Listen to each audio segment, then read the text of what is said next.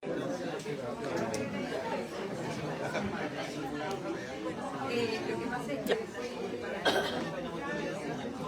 hola, hola, buenas tardes a todos, a todas, a todes.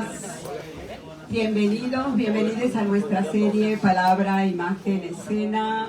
Abrimos el año 2026, ya empezadito, casi terminando, pero bueno, aquí estamos muy contentas de tener a nuestros participantes hoy. Hoy vamos a tener al narrador venezolano Alejandro Barderi y a la artista visual y poeta Daxilia Dares. Así que bienvenidos todos a disfrutar de nuestra casa en Terraza 7. Y bueno, tenemos un público bien nutrido. Esto es muy motivador.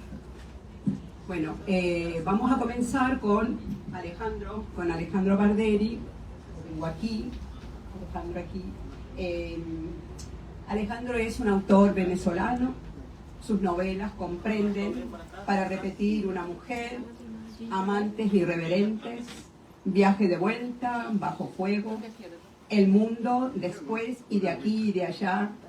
Sus libros de ensayos incluyen Estado e industria editorial, ¿Por qué no se vende el libro en Venezuela?, Anotaciones sobre el amor y el deseo, Anatomía de una seducción, Reescrituras de lo femenino, Severo Sarduy y Pedro Almodóvar, del barroco al kitsch, A Nueva York, States of Mind, Los vaivenes del lenguaje, Literatura en movimiento, De lo sublime a lo grotesco, Kitsch y cultura popular en el mundo hispánico, La pasión de ver, Imágenes de la literatura y las artes, Cámara, acción, reacción, cine e intolerancia en Iberoamérica y desde Manhattan, visiones a contracorriente. Es profesor de estudios hispánicos en BMCC, Borough Manhattan Community College, y coeditor de la revista Enclave. Pues aquí tenemos una joya. Bueno, bienvenido. Bueno, gracias Margarita, gracias por la invitación. Gracias a todos ustedes por estar aquí, desafiar los elementos en un domingo en la tarde. Y bueno, muy feliz de estar acá, Juana, Margarita, todos ustedes.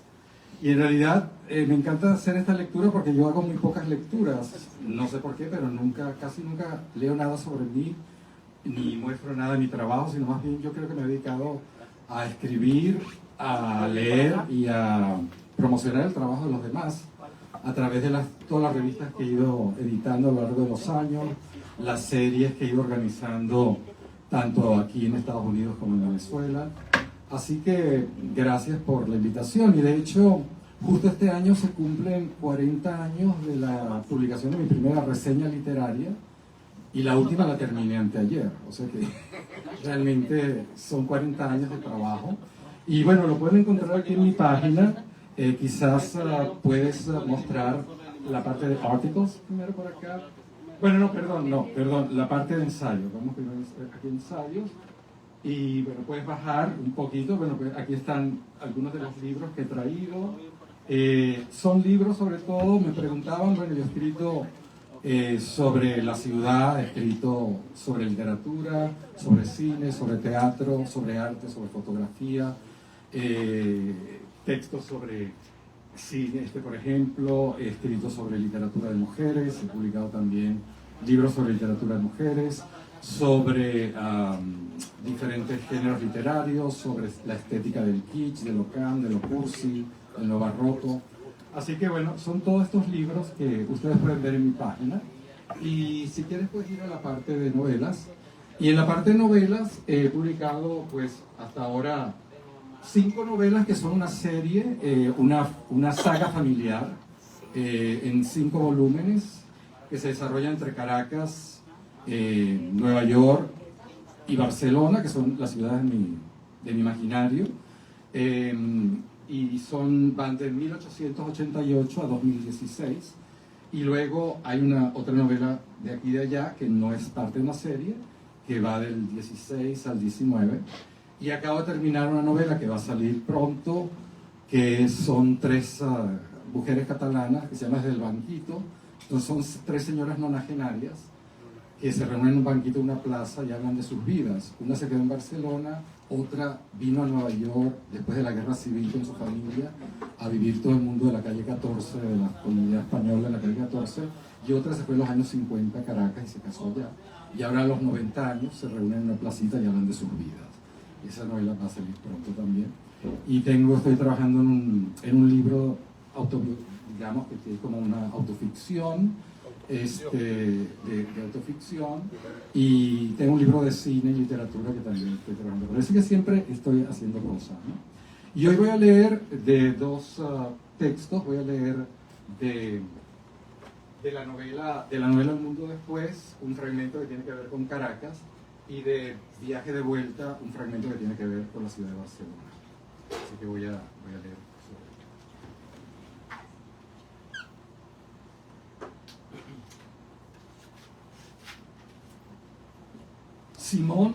Simón se tocó el hematoma, producto del último cateterismo cardíaco que le habían practicado hace unos días, pero no sintió dolor. Apenas una molestia ligera, como si de una reacción alérgica se tratara, y pidió un whisky. Encarna llegó con el vaso y lo dispuso sobre la mesa camilla junto a la cama, retirándose enseguida para continuar con sus labores domésticas. Venían los señores Bruno y Leo a almorzar y estaba preparando una paella, pues al doctor siempre le gustaba comer paella los viernes, aunque imaginaba que poco comería esta vez. Lo veía demasiado débil, pero sobre todo deprimido, muy deprimido.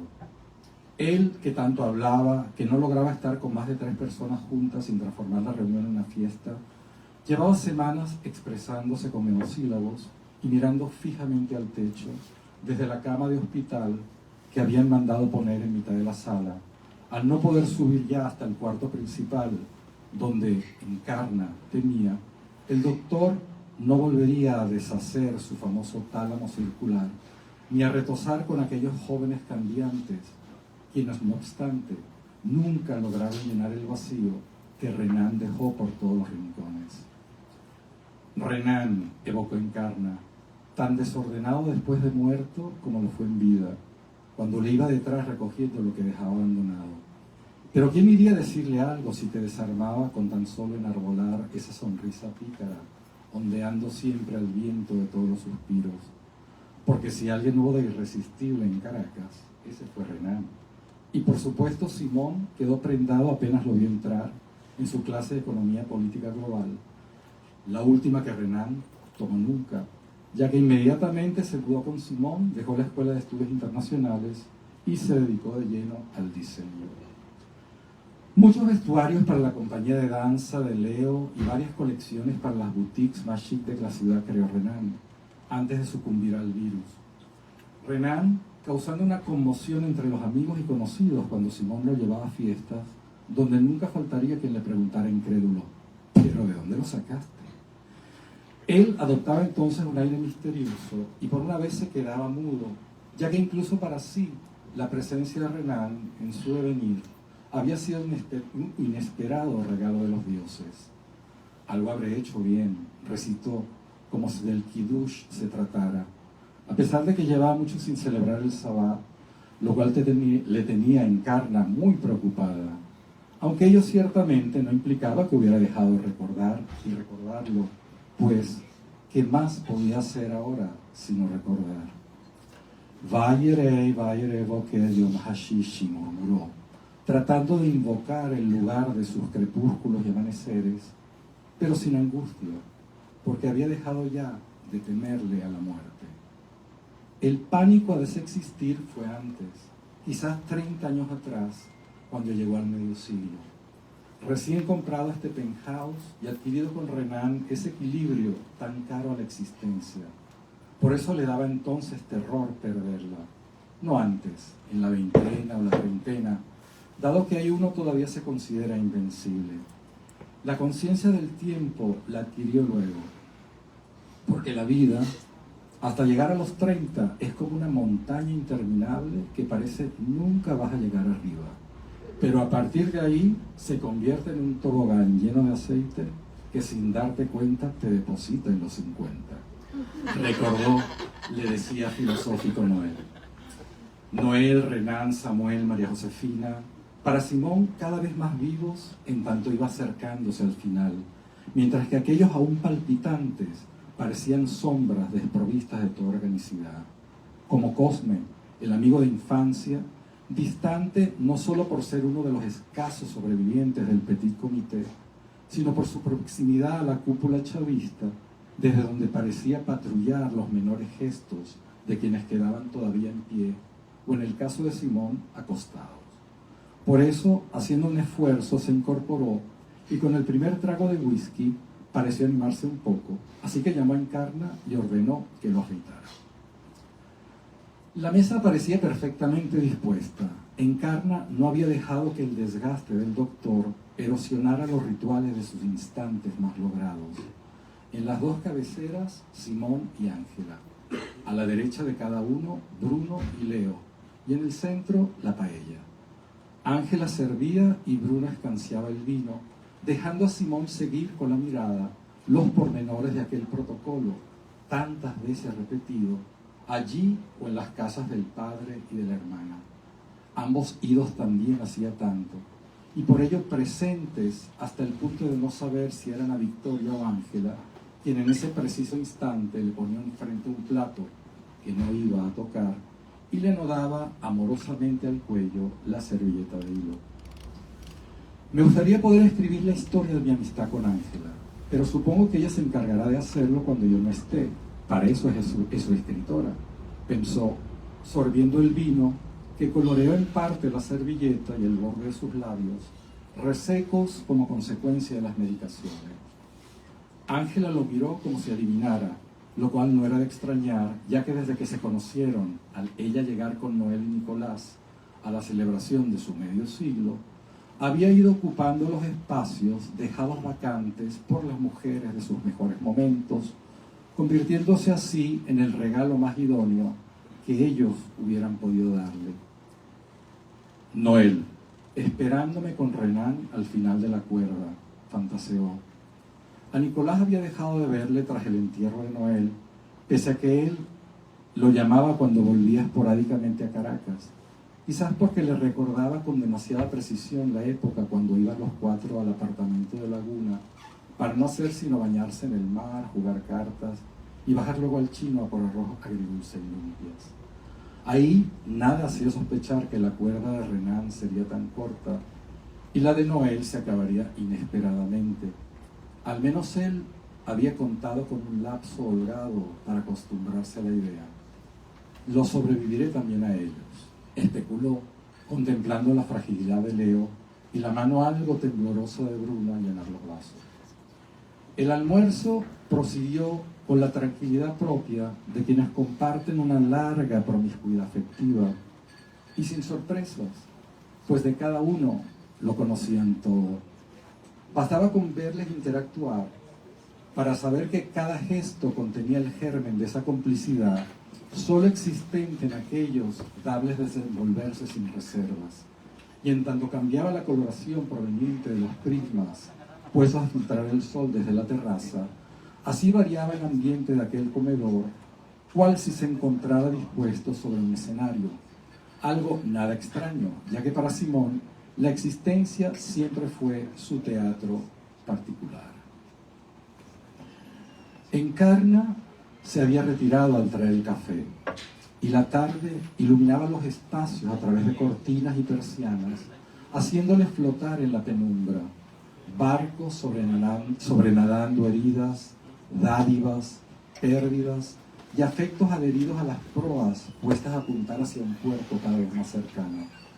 Solo Ángela parecía tener velas para navegar más lejos, y es que claro, cuando llegó a la intimidad de Simón, recién terminados los estudios de letras, salía de un difícil divorcio y los hijos apenas empezaban a caminar.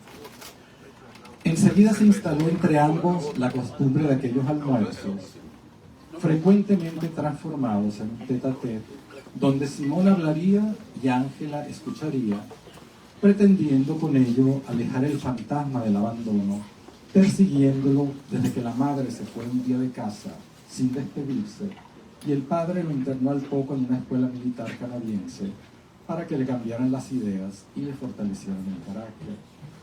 Buscándoles y buscándose, pasó la primera juventud y al regresar a Caracas encontró, volviéndoles a ver, que no valía la pena seguirlo intentando.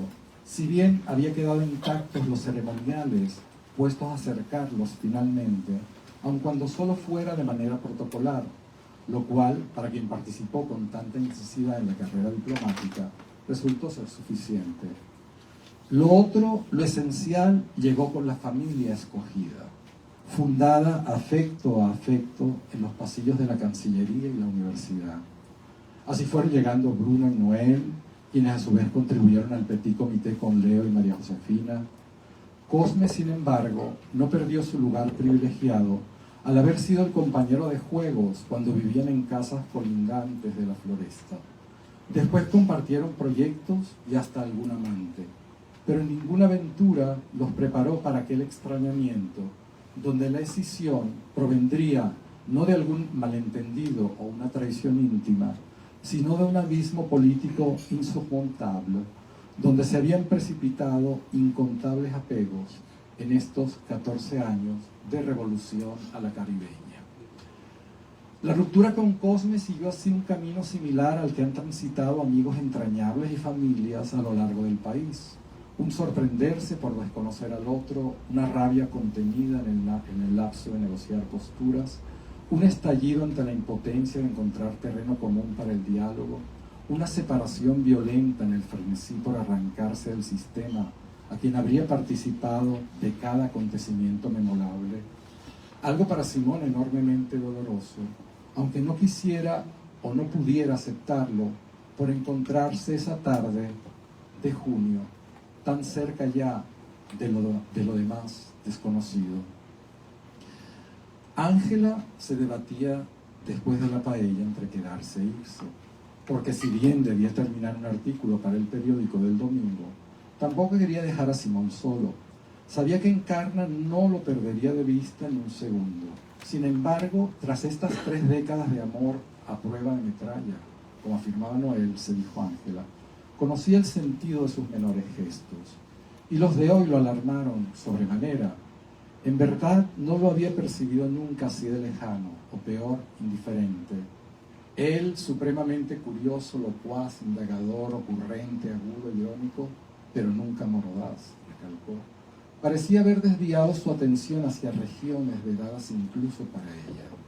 Y Ángela, quien poseía quizás el archivo más extenso de las peculiaridades de Simón, probablemente por deformación profesional, se veía impotente para rescatarlo de zonas tan remotas, lo cual le causaba una ansiedad que intentaba disfrazar prestándole pequeños servicios, acomodándole los cojines en el sofá, refrescándole con agua fría los labios, apartándole de la frente el cabello, y así parecer sentirse útil, pero sobre todo indispensable. Encarna bajó a acompañar al Petit Comité hasta la puerta y acomodar al doctor en la cama, creciéndose en tanto se iba acercando la noche.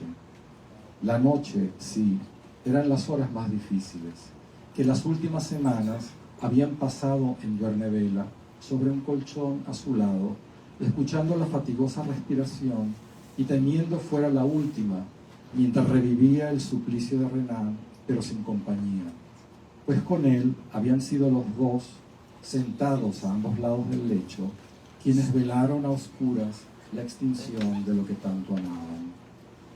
Le correspondería hacerlo sola y cerrarle los ojos cuando se empeñara el último relámpago de sus tormentas, bandeadas con más o menos acierto, durante más de 4 décadas de mutua compañía y constantes cuidados hacia él, sus apegos y las casas donde habían vivido. Siempre las del doctor, pese a haber ella comprado un apartamentico donde imaginaba ir a retirarse una vez los sobrinos se hicieran con las llaves del penthouse. Ayudándole con las labores del sueño, Encarna no podía dejar de pensar en lo injusto de verse obligada a dejar aquella vida que había sido toda su vida y no volver a cuidar la exuberancia de verdes puestos a cubrir la extensión de la terraza, ni a ocuparse de los ángeles llamándola con las manos desde su lugar en el cielo de una vitrina, desde donde los retratos de los afectos del doctor parecían también consagrarlo todo. Almuerzos, fiestas, viajes, borrascas temperamentales, sentimentales, se fusionaban en el pasar vertiginoso de los años, solo visibles en el propio deterioro y en la inmortalidad de los rostros, observándola tras el cristal. A cada uno había servido y rendido, si no pleitesía, sí el tributo que se esperaba de ella, además de ponerlos en el sitial correspondiente, a fin de obtener su aprobación aquí y en el más allá. Simón intentó apartar con la mano la hojarasca oscureciéndole la mirada, pero solo logró rasgar un claro minúscula, un punto imperceptible entre los matorrales del bosque en que se encontraba perdido desde hacía tanto. Y eso que ya no contaba los días, suspendidos sobre la última ocasión cuando dejó por propio pie estas paredes, hablándole con renovada insistencia, en tanto más se abandonaba a la contemplación de lo que sostenían. Óleos, dibujos, serigrafías, grabados, libros, fotografías, abriéndose paso en su imaginario para restituir los pormenores de un acontecimiento magnificado por enfermedades y quebrantos, con lo que cada tanteo de recuperación de la cotidianidad perdida traía aparejado un cansancio, diluyéndose y diluyendo cualquier posible alteración del sentido hacia el cual se encaminaban sus pasos inexorablemente. Me encantaría no morir antes de haber tenido otro día perfecto, murmuró, mientras Encarna apagaba las luces de la casa y se encendían simultáneamente las de sus recuerdos, esta vez trayéndole el centelleo del mar bajo el sol de un mediodía en Laguna, con Renan, Noel y María Josefina tumbados sobre la arena junto a él, para que el calor le secara los cuerpos tras el baño matutino. Esos cuerpos que el polvo de las estaciones había devuelto al polvo donde lo esperaban.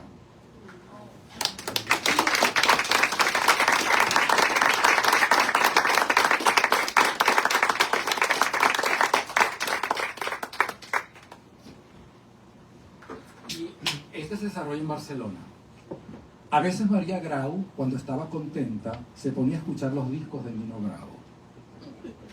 Cadascansi en Pau aquest xicot, en una frase en catalán. Pensaba siempre ella de esa vida cortada en flor a causa de un accidente automovilístico por las carreteras de España.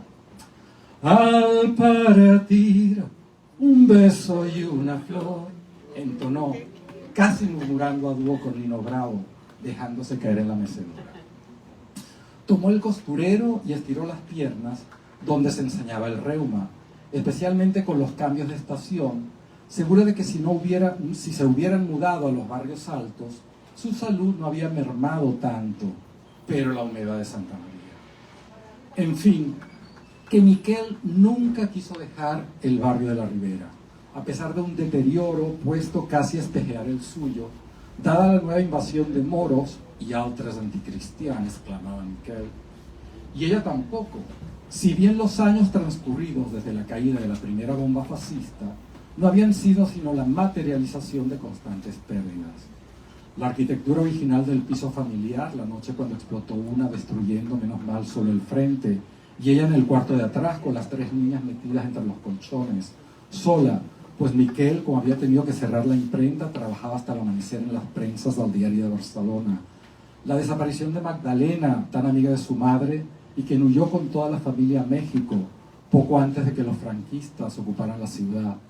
El entierro de su orgullo ante la humillación de la posguerra, que había dejado sin lengua la vida de Barcelona, y clavado un ay al cor de María Grau cuando Mercè, Paquita y Rosita festejaban, por temor a que se comprometiesen con algún muchacho que no fuera catalán. Rosita, casada con Pere Ribot cuando ya él había emigrado a América, una boda por poderes que descolocó a los Grau, quienes nunca habían salido de Santa María. La vieron partir en flor con un beso muy apretado y las lágrimas rodándole por las mejillas del brazo de Carme Ribot, estiradísima y elegantísima su suegra, una mano enguantada sobre la barandilla del barco, la otra firmemente cerrada en un puño donde tendría a Rosita hasta siempre.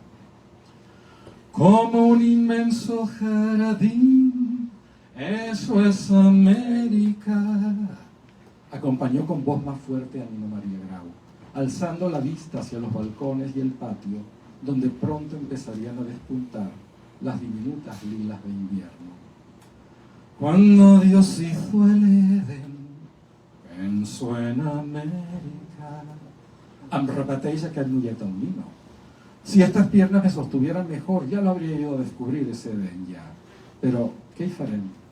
Años y años columpiándome en esta misma mecedora, escuchando el canto ininterrumpido de los canaris de Miquel, las voces de los vecinos por el tragaluz de la cocina. Dejándose ir en un suspiro, María Grau se incorporó de la mecedora, apagó el tocadiscos y cruzó muy lentamente la distancia que la separaba de la cómoda. Encendió la radio de Galena y escuchó atenta la voz de Radio Barcelona, seguro que l'11 de setembre sería hoy muy distinto a las manifestaciones invariablemente reprimidas en el pasado. Y es que si más de 2 siglos y medio habían transcurrido desde aquel día de 1714, cuando el ejército Borbón enterró en ese mismo barrio de Santa María la identidad constitucional y cultural de Cataluña, María Grau presentía que los restos del dictador debían por fuerza de haberse desintegrado, máxime cuando habían bajado ya podridos al Valle de los Caídos. Libertad, amnistía y estatut d'autonomía. Oigo que gritan, oigo que repiten una vez más en la radio: Verge Santísima, que no les peguen los guardias, que tengo toda la familia en la calle, todos los vecinos en la calle, toda la ciudad en la calle, hasta Miquel, que había perdido la alegría de vivir desde el día cuando los brigadistas se fueron por la Diagonal.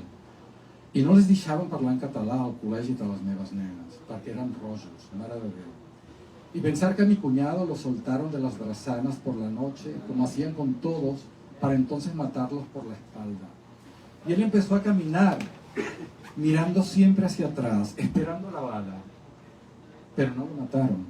Y llegó a casa Grau temblando, blanco como el papel. Se metió en cama y a la semana le dio una embolia y murió. Murió de miedo, el pobre. Aferrada al mueble, María Grau se sostuvo quieta y escuchando. Casi 1 milió de personas al carrer, repetía Radio Barcelona, desde la Plaza de Cataluña, derramándose la multitud con el agua de las fuentes sobre las avenidas, el Passeig de Gràcia, la Rambla, rebosantes todas las vías también de mujeres que, como ella, destinaron sus vidas a un estar pendientes de cerrar las ventanas cuando llovía, rememorar también quizás los ejercicios espirituales y el cara al sol, desvaneciéndose en el trasegar de Gràcia, las Corts, Rial, Eixample, Raval, de la posguerra, mientras se alejaban del colegio donde habrían llevado a sus hijos. Protegida por la tela del paraguas, María Grau enfilaba Moncada arriba hacia el Mercat de Santa Catarina, enmarcados sus pasos por los palacios también cerrados, las ventanas de la academia nocturna donde Rosita aprendería mecanografía, taquigrafía y francés, y la antigua sede del Ateneo Obrero, que Miquel Grau había frecuentado antes de plegarse a un silencio igualmente doble, pues no solo cerró definitivamente la imprenta, sino que desarticuló de su cotidianidad el lenguaje, instalando en su lugar un mutismo que no rompería hasta la manifestación al 11 de septiembre. Mutismo vuelto perpetuo pocos meses después del acto, pero logrado tras la muerte del caudillo, tal como siempre se había prometido. Sentado sobre una roca, Miquel habría quizás recordado más de una vez su adolescencia cerca de l'oncle Vicent, mestre sabater a Cantorrens, y quien se enorgullecía de haberle confeccionado los zapatos de deporte a más de un socio del cercle del liceu. María Grau cerraba lentamente el paraguas y se disponía a recorrer los pasajes flanqueados por las ventanas de frutas, las ventas de verduras, pescados, legumbres, carnes y aves, buscando en los ojos de las cabezas allí colgadas una respuesta al porqué del hambre y el silencio, no solo de Miquel, quien nunca volvería a subir hasta la azotea con Mercé, los hijos de Magdalena y la Modesta del parque para cantarles extractos de sus zarzuelas favoritas, ni a llevarles a ella al liceo, sino de la ciudad entera. Libre Como el sol cuando amanece, yo soy libre, como el mar. Libre, como el ave que escapó de su prisión y puede al fin volar. Se escuchó esta vez desde el tocadiscos. Libre, como el viento que recoge mi lamento y mi pesar. Repitió con inusitada energía María Grau mientras regresaba a la mecedora. Camino sin cesar, detrás de la verdad, clamó ella, cambiando repentinamente de dirección.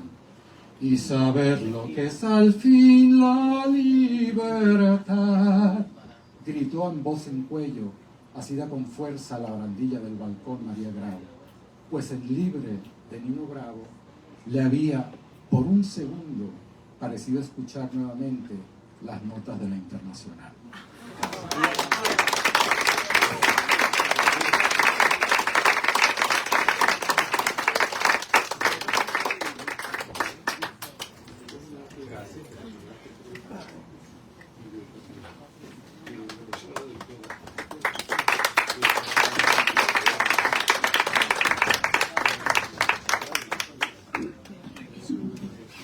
Bueno, aquí estamos fascinados, inmersos en estas dos historias y quisiéramos seguir escuchándote, Alejandro. Sí, de verdad. Entonces vamos a abrirse al público si quieren hacer alguna pregunta, comentario o al final, bueno, entonces al final de las presentaciones vamos a comentar la obra de Alejandro y todo lo que nos ha dejado en esta narrativa y en esta voz maravillosa. Bueno, anunciamos a nuestra segunda participante.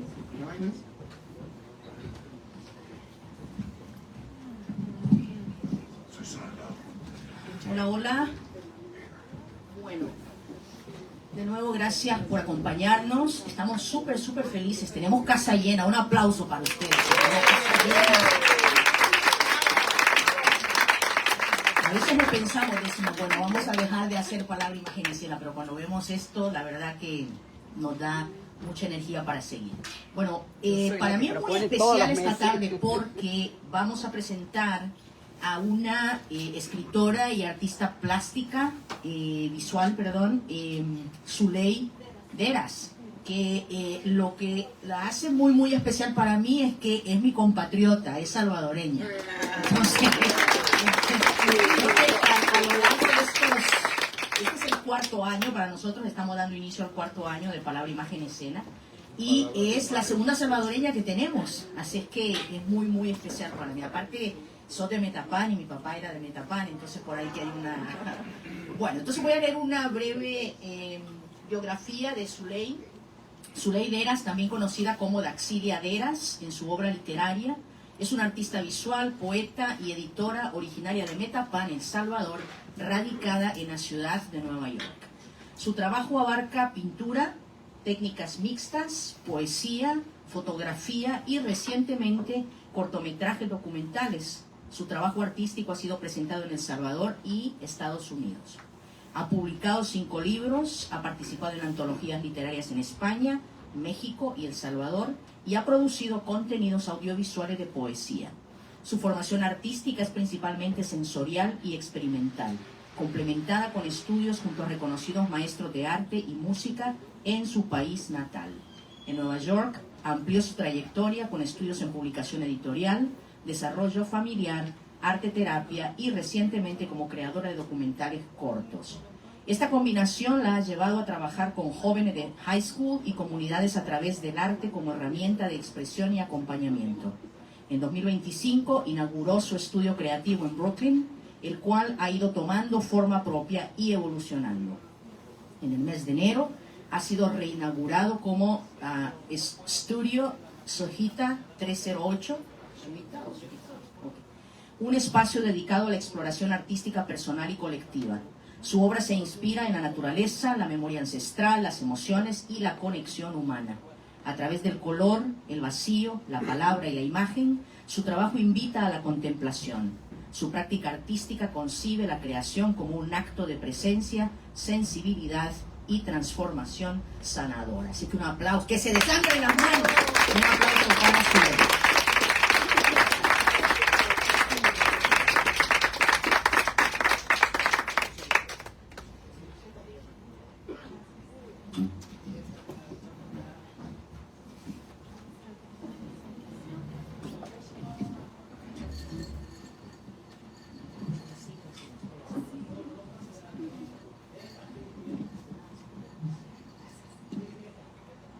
Hello, ¿me escuchan? Yeah. Nice. Voy a comenzar con un poema y después los voy a saludar.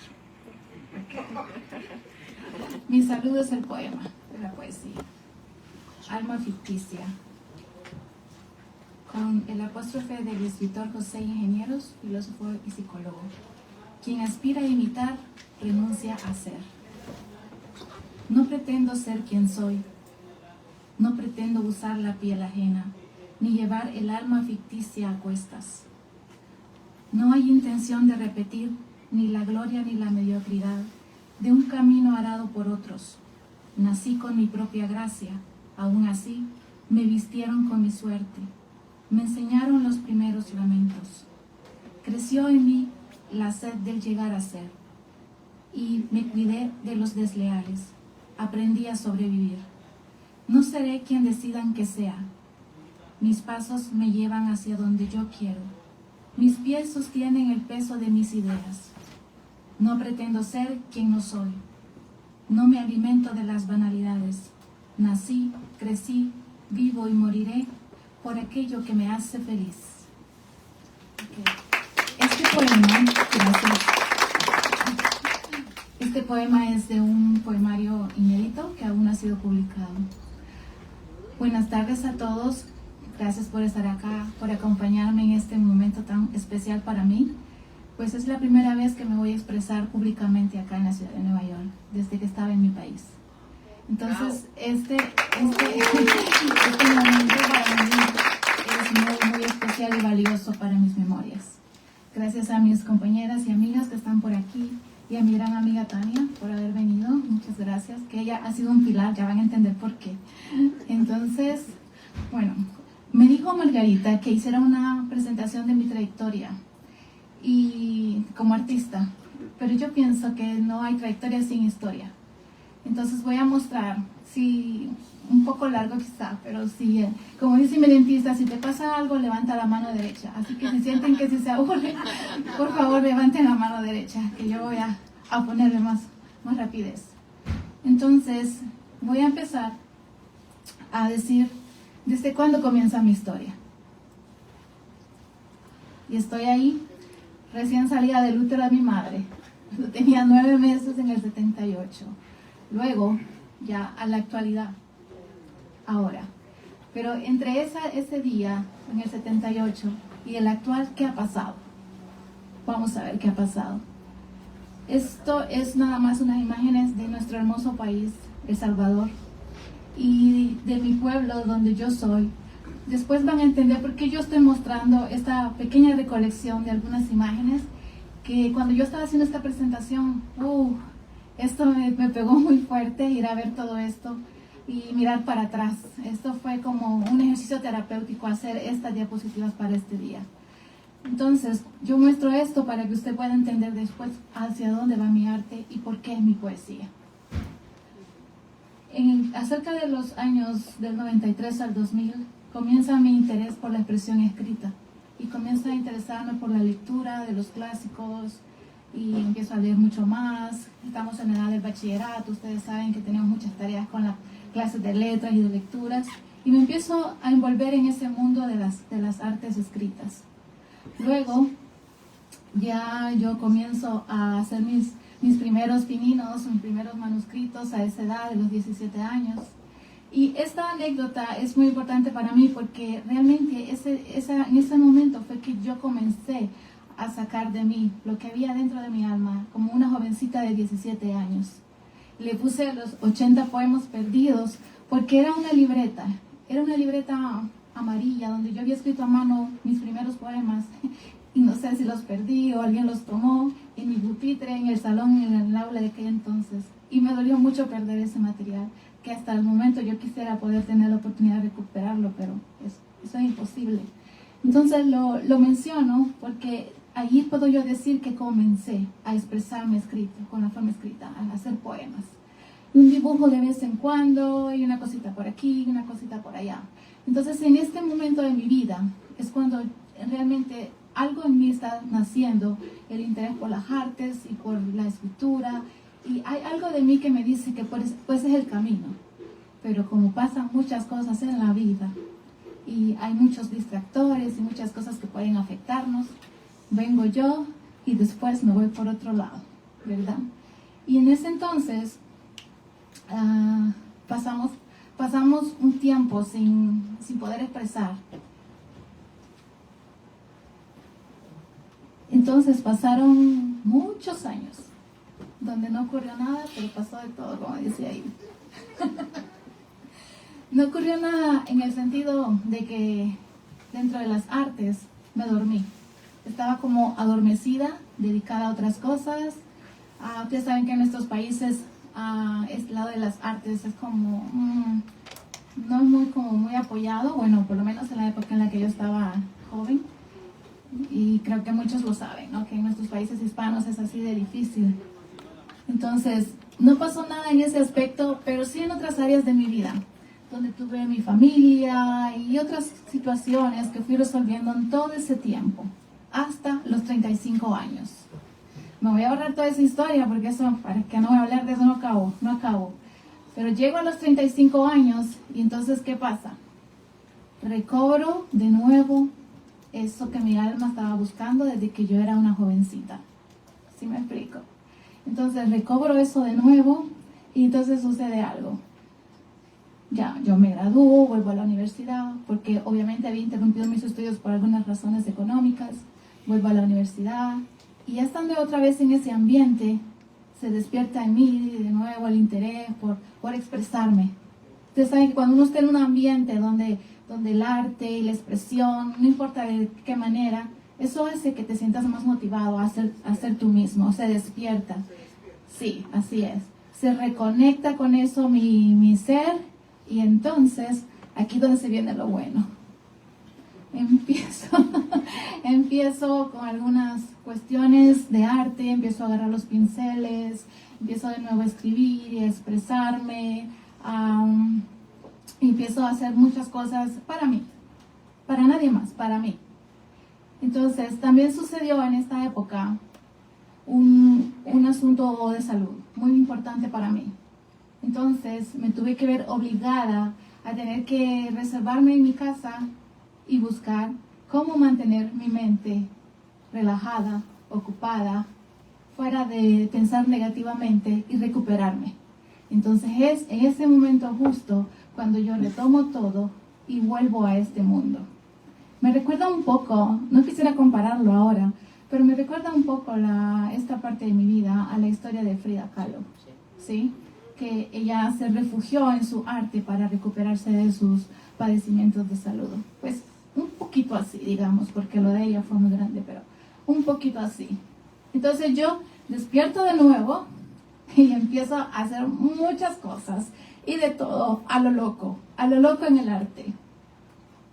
Yo le puse a esto dibujos y pinturas sanadores. Ahora van a ver mis primeros dibujos en esa época en la que yo me quería sanar a través del arte. Ahora que los veo, bueno, son mis dibujos amados, porque son los primeros dibujos que yo hice en esos días. Pero ese creo que se parece a cierta persona por ahí, Carolina. Yo les tengo mucho aprecio, los tengo todavía, esos dibujos, los guardé mucho. Entonces esto marca el inicio de una expresión visual, escrita, de la palabra, de todo. Y empiezo a hacer una exploración y experimentación que no ha terminado, la verdad. Siento que no ha terminado. Y así continúo. Cuando ya entonces aquí donde puedo decirles que se viene un boom creativo para mi vida. Y empiezo a dedicarme más formal a esto del arte. Comienzo a tener como más involucramiento en eventos, a buscar gente que está relacionada, a hacer amistades dentro de eso. Pueden ver que pintaba en la calle y donde sea. Yo empecé a agarrar los pinceles como sea, busqué materiales. Yo no sabía nada de arte porque yo no estudié arte. Yo en mi universidad yo estudié contaduría. Nada que ver con el área de artística. Pero comencé paralelamente a mis otras actividades a involucrarme en arte. Me llamó mucho la atención la música, la pintura, la poesía. Esas tres cosas creo que fueron lo más fuerte en ese momento. Y así yo empecé a producir mis primeras pinturas, ya un poco más formal, buscando ser más, tener más vocabulario, estudiar más las técnicas. Mi poesía no es una poesía cabalística, apegada a las reglas simétricas o a las reglas gramaticales de la poesía. Es un poco más libre y suelta y espontánea, pero sencilla, de un vocabulario que puede leerlo cualquier persona, aunque no tenga un grado de estudio muy alto, como para entender las palabras en las que yo me estoy expresando. Entonces comienzo, como les digo, a recibir clases un poco más formales, más profesionales, a descubrir nuevas técnicas, a conocer los materiales y todo lo que yo necesitaba para poder ser mejor cada día en esto. Entonces mi experiencia artística no está de la mano con un título ni nada por el estilo, sino nace del alma, de querer expresar y de buscar las maneras de poder hacerlo a través de enrolarme en cosas que tengan que ver con ese ambiente. Comencé con mis primeras presentaciones en público. Esa es justamente la primera, un poema para el Día de la Madre, que recuerdo que yo escribí y lo fui a leer a un festival cultural que me invitó alguien. No recuerdo ni quién me invitó, pero se lo agradezco mucho porque ahí comencé a asistir públicamente a actividades culturales, a festivales locales de mi pueblo en Santa Ana. Sí, ya. Entonces, ahí comienzo a involucrarme más, comienzo a pintar a lo loco por todos lados, empecé a pintar toda mi casa, empecé a andar haciendo muchas cositas aquí y allá, y así, poco a poco pude ya tener una exposición colectiva con otros artistas, ya poder participar con ellos en exposiciones de arte de grupales, de grupos con los que yo había estudiado. Luego, en el lado de la poesía, un poema muy pequeñito recuerdo, que se llamaba Oh Luna, abrázame con tu brillo se llama el poema, un poema muy pequeño. Yo me inscribí en un concurso de poesía para España, ganamos 2 representantes del país, de El Salvador, y ahí fue la primera vez que yo participo en una antología poética, ganando ese concurso. Luego me invitaron a otras antologías y así, poco a poco, me fui metiéndome un poco más en lo que es la poesía. Ya propiamente publiqué este poemario, Sentimientos en sílabas, que puedo decir que es el primer poemario que tiene mis primeros poemas, ya más trabajados, más dedicados a una formalidad para poder publicarlos. Luego salió Equinoccio, que es una antología yo le llamo antología, pero todos los poemas son míos, pero yo le llamo antología porque era como diferentes poemas de acuerdo a diferentes temas. Hay poesía bucólica, hay poesía de carácter social, hay poesía de carácter romántica y así. Incluso hay unos poemas que tienen como un estilo haiku, pero tengo que trabajarlos un poco más. Entonces, esos son los poemarios que yo publiqué en El Salvador. Luego, bueno, como les digo, empecé a asistir mucho, ya como que empezó a regarse la voz por todos lados y empecé yo a andar leyendo poemas por todos lados y me encantaba. Me encantaba ya ir a instituciones, a festivales culturales, a locales, a la capital, y empecé a asistir ya más formal y con más dedicación y más responsabilidad. O sea que siento que sí tomé como responsabilidad de mi arte, me hice responsable de mis palabras y de mis poemas y comencé a asistir formalmente a esas invitaciones. Y pueden ver todas esas cositas que estuve buscando por ahí para poder mostrar. algunas pinturas que hice en El Salvador, así rapidito escogí algunas para mostrar acá, y algunos óleos que ya pues trabajé, thank you, y ahí estuve ya haciendo algunas técnicas, exploré muchos estilos, he explorado acuarela, el acrílico, el óleo, pero mis primeros trabajos realmente fueron con lápices de colores. Y algunos de esos trabajos estuvieron en exposiciones, otros realmente los hice para mí, otros los vendí y así, uno que otro por ahí.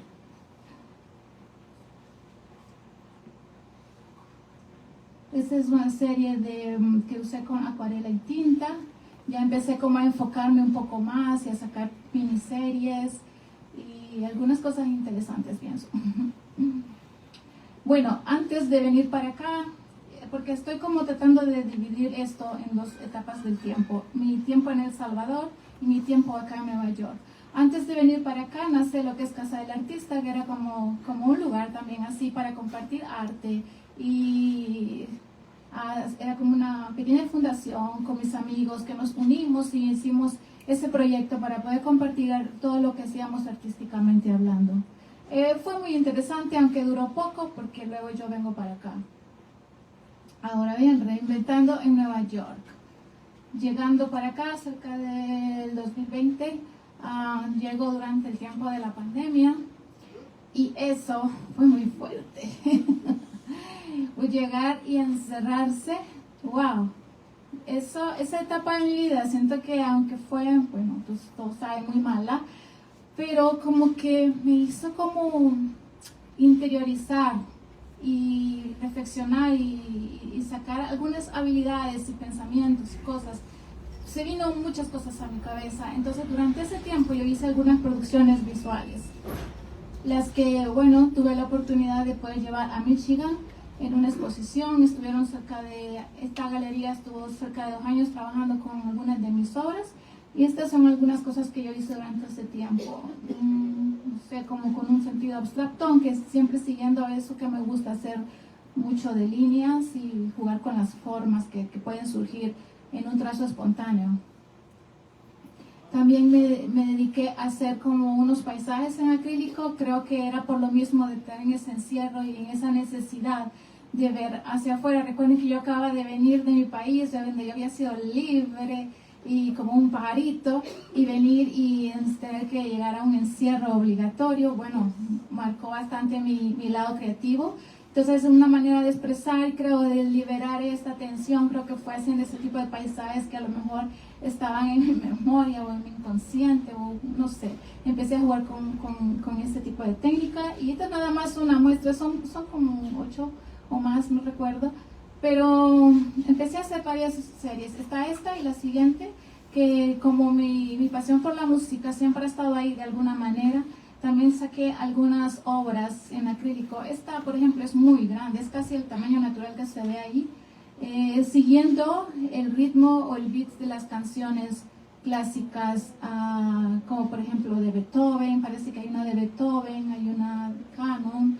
En la siguiente diapositiva también se ven otras más pequeñas. Mi idea era seguir el ritmo de la música y sacar esa expresión de una manera espontánea y libre. Luego yo le hacía unos retoques y ya quedaba eso. Esta es tamaño natural, prácticamente también es así, de este tamaño. Entonces tenía como eso por la música, porque siempre me ha encantado escuchar música de todo tipo. Entonces me basaba en ese tipo de sonatas o melodías para poder sacar esta producción.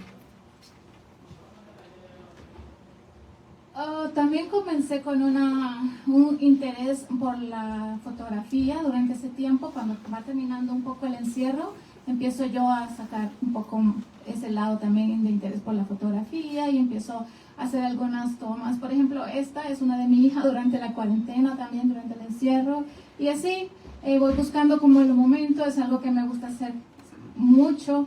Y bueno, mis compañeros y amigos saben que siempre estoy tomando fotos, pero realmente es algo que me gustaba hacer desde mucho antes, solo que ahora tengo como unos paisajes invaluables para sacar una foto. Entonces empecé a experimentar también con esta técnica, y eso lo hago poco como muy para mí, no es algo que muestre a todo el mundo, pero quería mencionarlo porque esto es como una recopilación de cosas que produjo la pandemia para mí, que me dejó marcado un desarrollo de habilidades increíbles.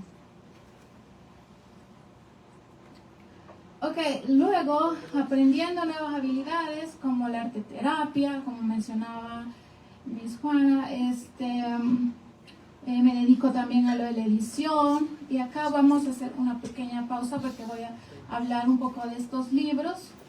Estos 2 libros fueron el producto de un trabajo durante el encierro en el que yo convoco a artistas de mi país, cerca de 20 artistas, para hacer una recopilación de historias de la pandemia. Entonces coordiné todo ese proyecto y pudimos hacer un libro testimonial, como decía ahí en la primera edición, que hablaba sobre sus historias durante la pandemia.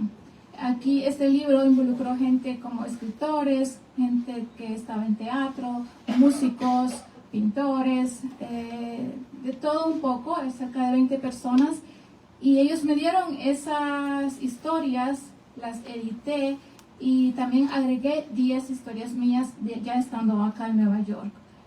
Entonces todo esto me sirvió como un proyecto piloto para el desarrollo de mis habilidades como editora, porque también me inscribí en unos cursos para poder editar y poder aprender a ser una editora independiente.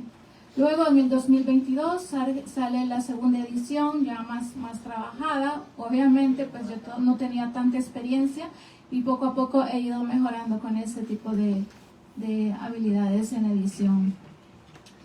En el 2022, me parece, yo publico Confesiones, que es una recopilación de poemas, de los otros poemarios que yo ya había hecho en El Salvador, pero ya estando acá, yo saco esta edición acá, de la cual yo voy a compartir algunos poemas. Nadie ha levantado la mano, ¿verdad? Bueno, yo creo que voy a hacer una pausa aquí y voy a compartir un poema de este poemario, Confesiones. ¿Perdón? Oh, el saludo. Oh my God. Bueno, yo dije buenas tardes, gracias por estar aquí. Creo que sí. Sí. ¿O no dije? Si no dije, yo lo vuelvo a decir. Ok. Gracias por estar acá, ¿verdad? Ok, este poema es el número 19 de este poemario Confesiones. Es un poema que me pedían un poco frecuente allá en mi país y quisiera compartirlo aquí también. Habla sobre el papel o el rol de un poeta en general. ¿Quién entiende al poeta? Solo el viento, la lejanía, el sufrimiento. Los mares, el silencio, la sonrisa de un niño, la mirada cansada de un anciano, un ocaso, un pájaro en vuelo arriba de las montañas o en una fuente en el patio de tu casa. El amante del dolor por un amor que no crece, el soñador de grandes hazañas en su apagada tierra, la madre a la orilla del río, abrazos alzados buscando a su hijo. El abuelo sentado en la entrada de aquella casa vieja, con el bastón a un lado y la soledad al otro. Poeta, dime, ¿quién te entiende? ¿Es acaso el ruido del caos, del temor de la sangre? ¿Es acaso el fanatismo, los egos, los infortunios? Porque no solo el que sabe de amores entiende a un poeta, también aquel que saborea el alma dolorida, encriptada en emociones, por el correr del luto en el tiempo, la desdicha, la miseria. Aquel que tiene un amanecer de oro, mas no sabe de su gris atardecer. Aquel que tiene hambre como el que ama la gula. Aquel que detrás de una celda pide justicia a los que libres caminan sin tener conciencia. ¿A quién le hablas, poeta? ¿Será a la muchedumbre embravecida de rencores? ¿Será a los muros y fronteras? ¿Será que estás hablándome para embriagarme de tu sentir, de tu dolor, así como de tu amor? ¿Qué quieres de mí, poeta? ¿Deseas hacer vibrar las mentes? ¿Encender antorchas de sentimientos encontrados? ¿Resucitar sueños? hacer conciencia, desea abrir los ojos de los cegados hombres y mujeres. Buscadores son de tu esencia, de tu energía, de tu valor. Hazme sentir entonces, mi querido poeta, los gritos de tus silenciosas letras.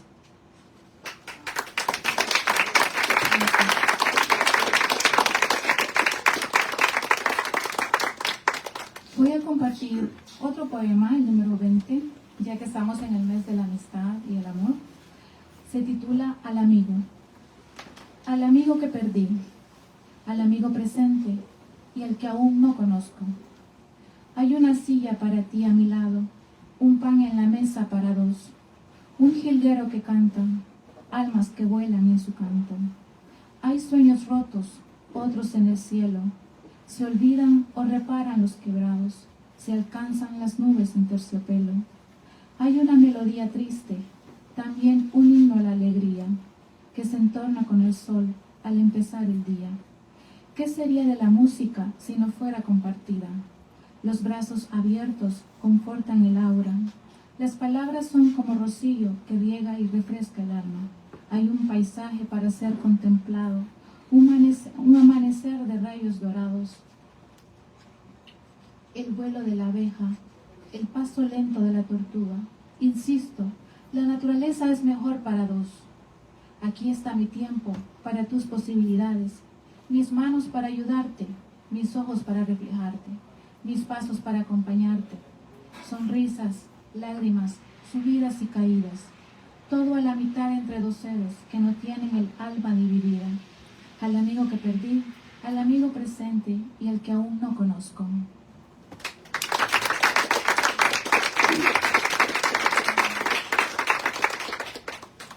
¿Uno más?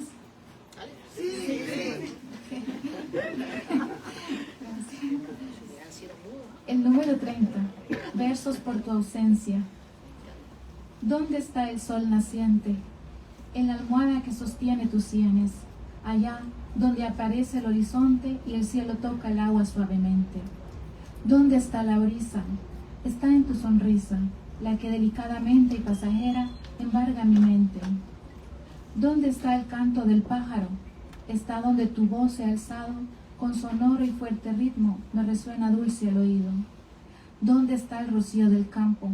Donde tus manos han tocado, que con su enigmática candidez, sin querer me han abrazado. ¿Dónde está el olor del ciprés? Donde tu aroma llega al vergel, y en un solo respiro me aprisiona. ¿Dónde está la luz de la luciérnaga? En el lugar de tus ojos naufragan, y con taciturno sentimiento, en un tenue segundo advierto. ¿Dónde están las estrellas? Donde tu mirada destella, que con ternura alegoría titila en la lejanía. ¿Dónde está el rayo de luna? Donde tu sombra aparece, que con su penumbra de misterio me envuelve sin querer en tu silencio. ¿Dónde está el grillo silente? En el pálpito de tu corazón ausente, que me ha dejado en la bruma de la soledad y melancólica infortuna. Y es porque en el campo te recuerdo, rodeada de un mundo que fue nuestro, en emociones de un viejo huerto, mi vida es como la de un muerto.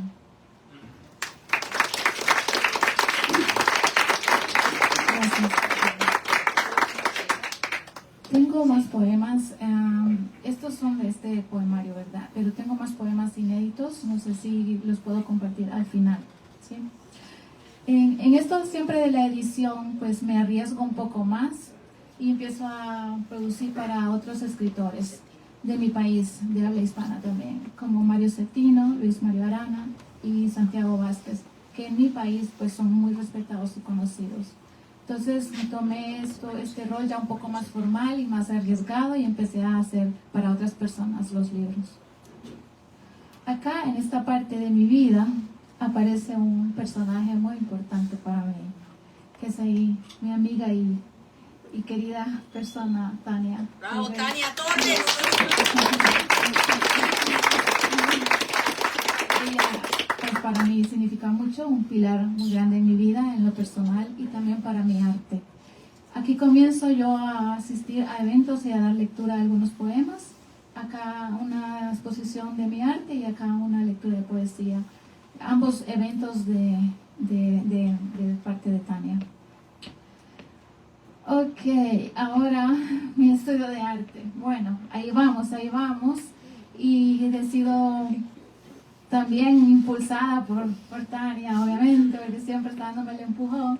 Empiezo yo a buscar lugares y todo esto y encuentro un lugar muy bien en Greenpoint y allá está mi pequeño estudio de arte, mi mundo bonito.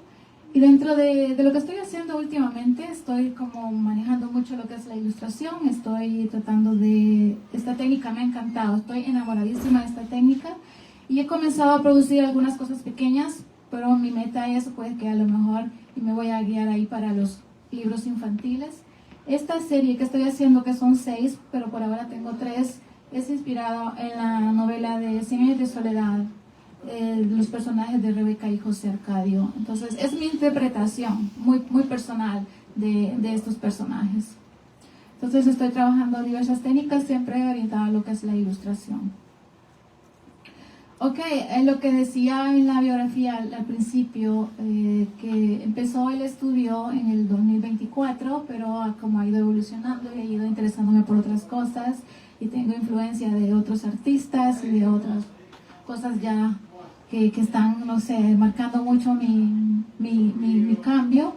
He reinaugurado el estudio con ese nombre, Subita 308, y estamos haciendo lo que son workshops para los estudiantes de high school. Yo trabajo en una escuela, entonces ha sido bastante viable para mí poder dedicarme ciertas habilidades al aprendizaje de estos chicos, y estamos haciendo ese tipo de workshops muy creativos y muy beneficiosos para los estudiantes.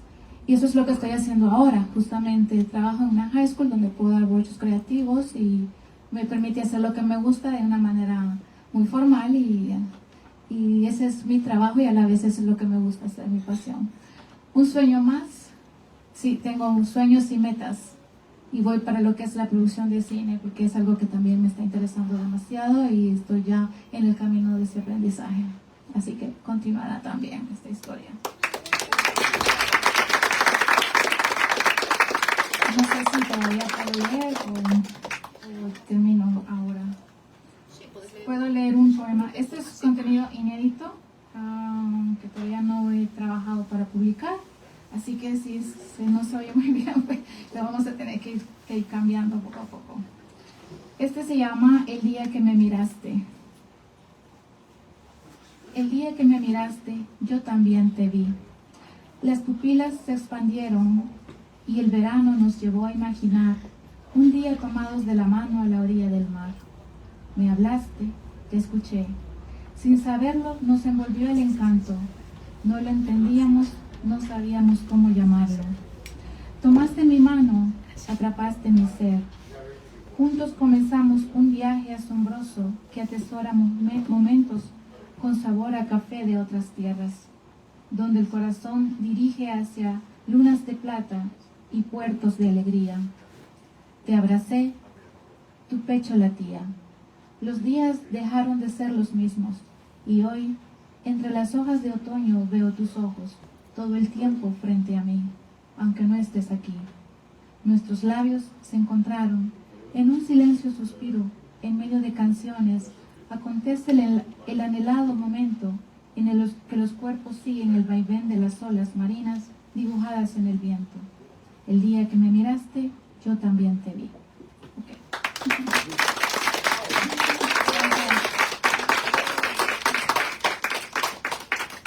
Muchas gracias. Gracias a todos. Sí, gracias a Gracias. Otro aplauso.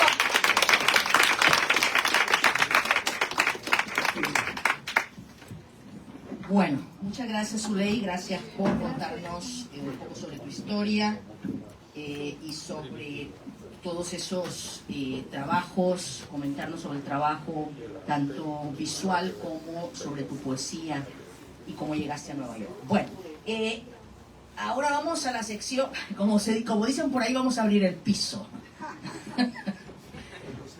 ¿Hay preguntas para Alejandro? ¿Preguntas para Zuley? Este es el momento, chicos, chicas, chicas. Espérate, vamos a ver si hay preguntas. Espérate, preguntas, chicos, chicas. Comentarios, si no hay preguntas, comentarios. Okay. Bueno, vamos a ver, perdón, Zuley y Alejandro. No veo absolutamente nada. A ver si nos pones otra sillita, por favor.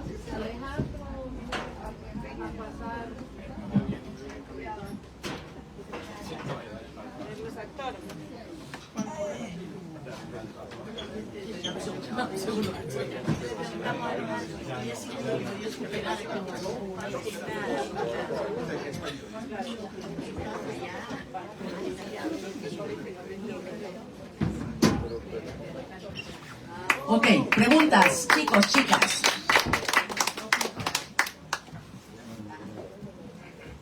Yo tengo preguntas para los dos a la vez. A la vez, de una vez. Sí, de una vez, ya que estás. Para Alejandro, sería algo como con este nuevo cambio social, político que tiene su poderosa Venezuela, esa inspiración para de pronto próximos textos van a surgir, el cambio de estos fenómenos de pronto en todos estos propios textos. Para ti. Y para Zuley. Zuley,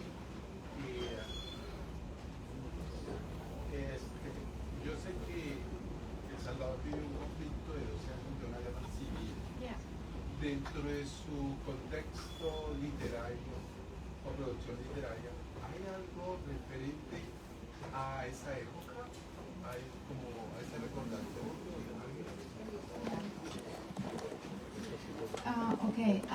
No exactamente a esas imágenes porque yo estaba muy pequeña cuando se dio, pero sí recuerdo algunas cosas, obviamente.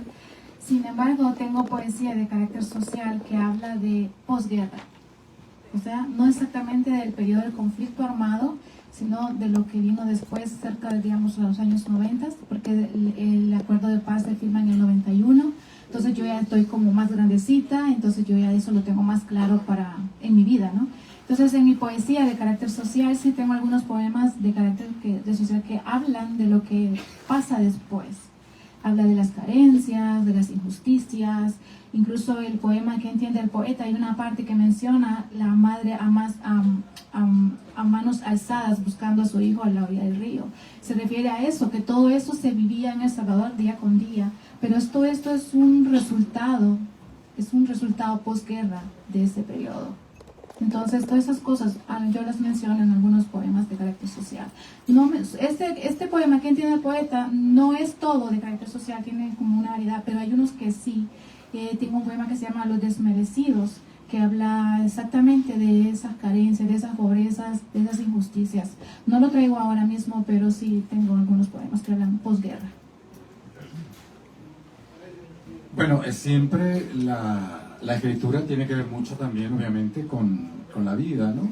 Y ciertamente no, en este momento todavía no, todo está como muy reciente para escribirlo, más allá de algunos artículos, por supuesto, pero sí aparecerá porque, digamos que la evolución tanto de Estados Unidos como de Venezuela, como de España, a lo largo de muchas décadas, está en mi literatura. Entonces es muy probable que este momento también lo esté en una publicación futura, ya sea a nivel de ensayo o a nivel de narrativa, ¿no? So, definitivamente esto va a estar allí, ¿no? Como van a estar los cambios que están sucediendo en este país desde que tenemos al nuevo presidente, cómo va a estar también la polarización en España tan fuerte que existe en este momento entre la izquierda y la derecha, todo eso obviamente va a encontrar espacio en la narrativa y también en artículos que voy a seguir escribiendo. ¿Alguien más? ¿Otra pregunta ya? Sí. Una pregunta, Alejandro. ¿Usted está viviendo en Estados Unidos hace cuánto? ¿Hace tiempo? Sí, hace 41 años. Entonces mi pregunta es, ¿cómo tú, digamos, en esta escritura o en ensayos que vas a hacer sobre la situación, me refiero de alguna manera a la situación política, ¿de qué manera tú vas a, digamos, a reflejar esa mirada del que está afuera y del que está allá? ¿Verdad? Porque yo tengo familia en Venezuela y me dicen, pero es que tú no estás aquí, el que está allá y el que está aquí. Una mirada diferente de dentro y de afuera. ¿De qué manera? Bueno, por supuesto, ¿no? Son dos miradas diferentes. Evidentemente yo no puedo escribir desde, digamos, lo que está sucediendo dentro del país, porque no lo estoy viviendo en carne propia.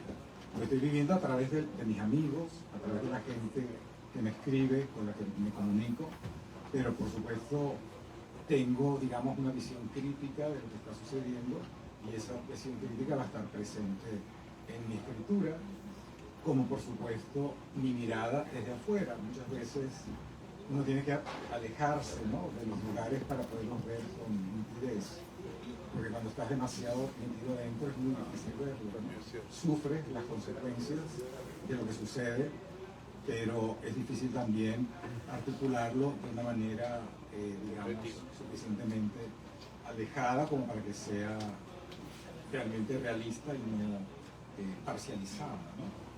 Pero sí, mi mirada nunca va a poder ser la de alguien que está viviendo dentro. Como puede pasarte a ti también. Sí, con lo que él me decía, porque yo estaba muy pequeña cuando fue el conflicto armado y la ofensiva de los 80, yo tenía 2 años, o sea, entonces sí recuerdo algunas cosas como eso de ocultarse, yo estaba muy pequeña, pero sí, mi poesía ya tiene se alimenta de lo posguerra. En mi país sí empiezo yo a mencionar elementos de esa época, de los 90s. Ustedes saben que las pandillas tenían mucho que ver en ese tiempo, desde cuando nació todo eso, entonces todo eso afectó a la población en muchos aspectos. Mi poesía habla de esas carencias y de todas esas injusticias. ¿Otra pregunta, comentario? Yo, un comentario, sí. Alejandro, muchas gracias. La lectura estuvo fenomenal y la cantada también.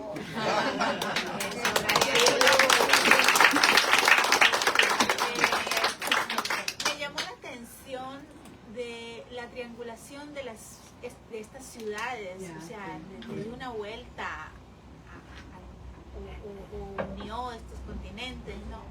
Caracas, Barcelona y New York. Y efectivamente tejer una historia en ese triángulo de ciudades, pues vi que tomaste los elementos históricos, porque ya lo geográfico nos lo dio en el marco de estas ciudades, y sin embargo no caíste en solamente describir, porque describir Barcelona, mencionaste Rambla y bueno, lo más conocido. Pero sí me interesó ese marco histórico, y ahí tejiste algo muy doméstico que era basándose en la vida de lo que pasa en una ciudad, con las enfermedades, con las personas que avanzan con la edad. Entonces me pareció interesante que no te quedaste en un solo lugar hablando de 3 ciudades, algo muy ambicioso. Y hablando de ambición, pues el tema del tiempo, te remontaste 3 siglos para hacer una saga, o sea, no sé cuándo vas a terminar tú a hacer eso. Muchas gracias a todos. Bueno, gracias a ti por los comentarios. A mí me gusta decir que yo escribo sobre la gente que mientras corta un tomate piensa en alguien que ama. Increíble, increíble. Es decir, escribir sobre la pequeña historia, ¿no? Me interesa sobre todo la literatura, la historia que va por debajo de la grande y la alimenta, ¿no? Y sobre esa pequeña historia es la que me interesa a mí devolverme, y además ciertamente mi tema siempre ha sido la memoria, el recuerdo, la memoria, el pasado, lo vivido o inventado a través de esa memoria, ¿no?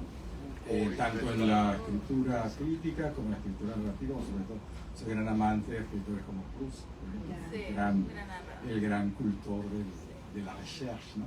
Pero sí, es lo que me interesa, más que los eventos políticos, sociales, económicos per se, me interesa cómo eso afecta la intimidad de la gente, ¿no? Cómo la gente lo ve. Se notó. Eso es lo que más me interesa, la escritura y lo que sigo haciendo. Gracias. Zule, yo tengo una pregunta para ti. ¿Cómo ves la diferencia entre llegar a Nueva York y la importancia que se le da, por ejemplo, a las artes, a la cultura, a la literatura en El Salvador? ¿Has sentido un cambio grande? ¿Sientes que tienes un poco más de libertad aquí? ¿Cuál es tu valoración? Bueno, recordando que llegué durante el tiempo del encierro, bueno, quitando eso, pienso que sí, aquí hay mucha oportunidad para desarrollar nuestras habilidades creativas, destacar en lo creativo en diferentes ámbitos, y bueno, tengo la experiencia de que parte de esas cosas que yo pude desarrollar dentro de lo creativo me llevó a tener el trabajo que tengo. Entonces siento que sí se pueden conectar las áreas, lo creativo con otro tipo de profesiones, y puedes salir, destacar en eso, sí. Puedes hacerte camino. No es fácil, igual, siempre hay obstáculos que hay que ir superando, diferentes para todos tenemos una historia diferente, pero sí, si yo lo comparo con mi país, definitivamente sí, hay más oportunidad, más apertura, más libertad, y puedes acá destacar y ser realmente quien quieres ser.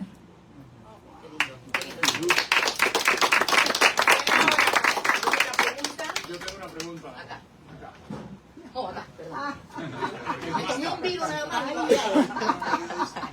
El problema es que yo no sé si Alejandro va a tener la respuesta para esta pregunta, pero tú dijiste algo con lo que muchos nos sentimos identificados, y fue que los 30 son una especie de tobogán que conduce a los 50 directamente. ¿Qué crees tú que pasa en ese momento de la vida que nos empuja? Bueno, lo que pasa es que a medida que vamos envejeciendo, el tiempo parece que va más rápido, ¿no?